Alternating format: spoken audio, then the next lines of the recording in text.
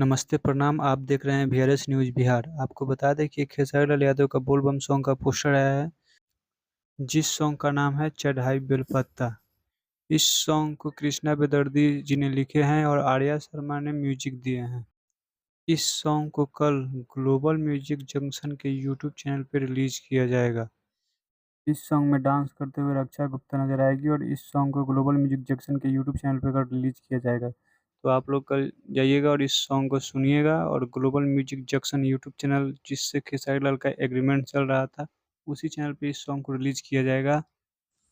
इस सॉन्ग को कल सुबह 6:30 बजे रिलीज किया जाएगा। तो आप लोग जाइएगा ग्लोबल म्यूजिक जंक्शन पे, इस सॉन्ग को सुनिएगा और इस सॉन्ग को 1 नंबर पे ट्रेंड कराइएगा। इसी के साथ इस वीडियो को यहीं पे समाप्त करते हैं। जय हिंद, जय बिहार। तो हाँ, और मेरे यूट्यूब चैनल को सब्सक्राइब करना मत भूलिएगा और ज़्यादा से ज़्यादा इस वीडियो को शेयर भी कीजिएगा।